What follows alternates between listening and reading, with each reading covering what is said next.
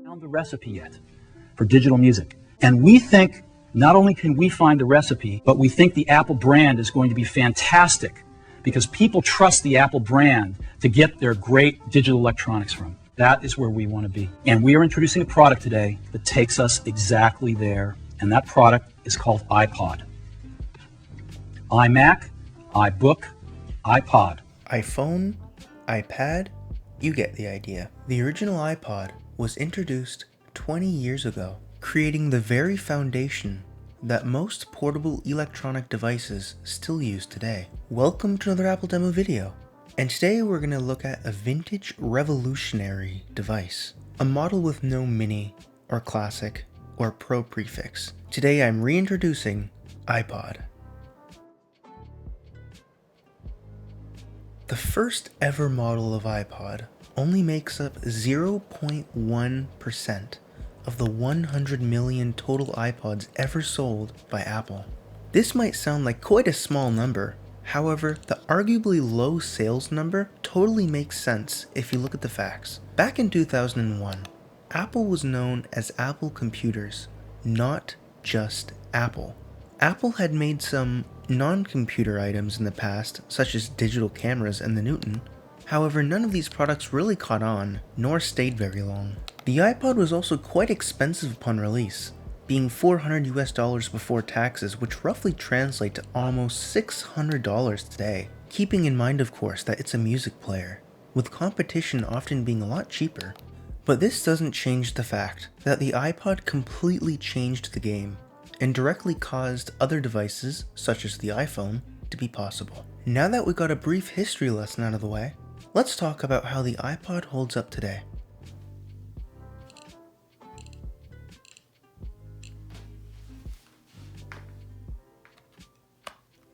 Amazingly, if you have the appropriate hardware and dongles to connect this iPod to any Mac that supports FireWire, which even includes the latest Macs, this iPod is still fully usable.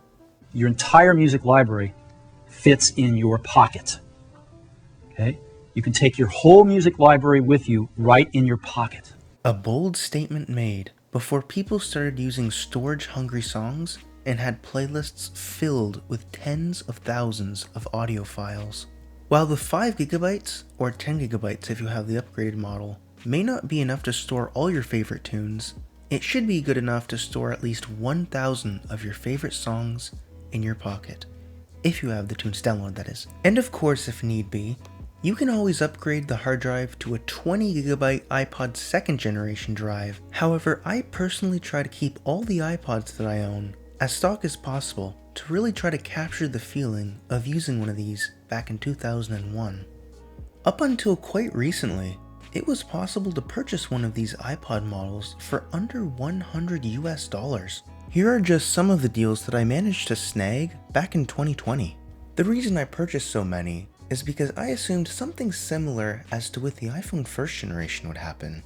On the 10th anniversary of the iPhone first generation, or iPhone 2G, the price skyrocketed temporarily, going from about $50 a phone to $200 to $300. And with there only being about 100,000 of these iPods made, with most of them probably not even functioning anymore as it's been 20 years, this device is a great future investment, not to mention, it's nostalgic as hell.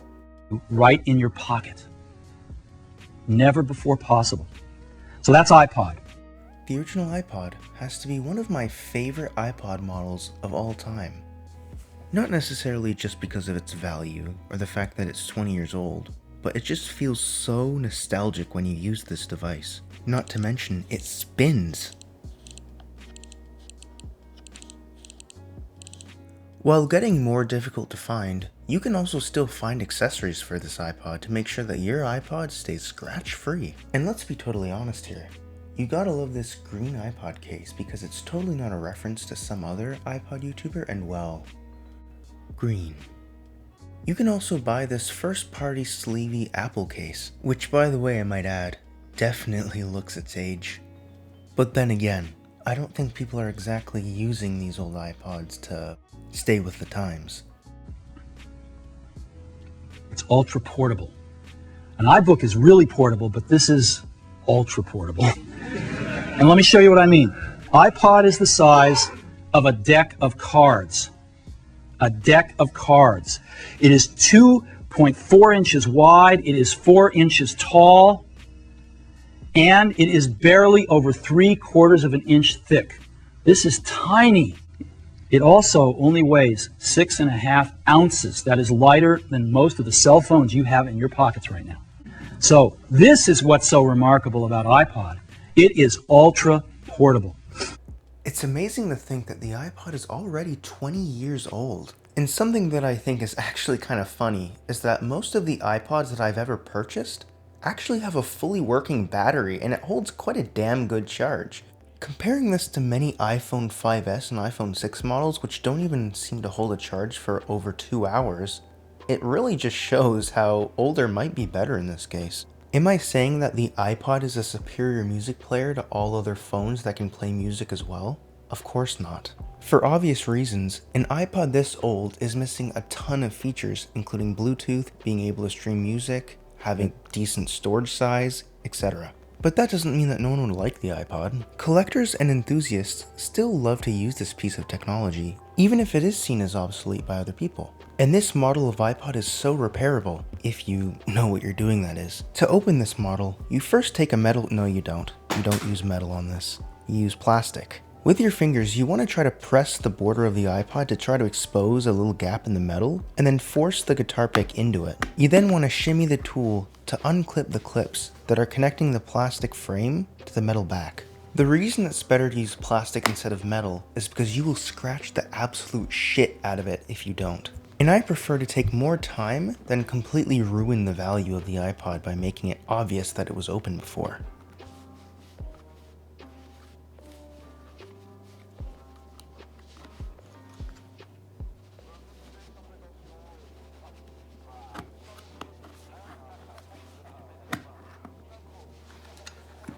And we're done.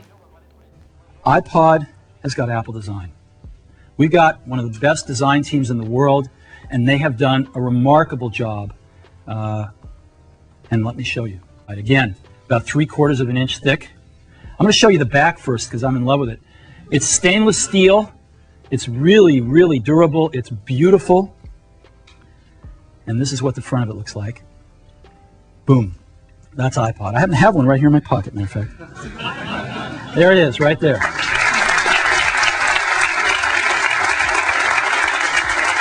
So, this amazing little device holds 1,000 songs, and it goes right in my pocket. Thank you for watching my video, and I hope you enjoyed it. If you did, please leave a like and even consider subscribing if you want to see more vintage content like this. Honestly, I love making videos about this kind of vintage Apple stuff, so let me know if you'd like to see more of it. Anyways, I'll see you in the next one.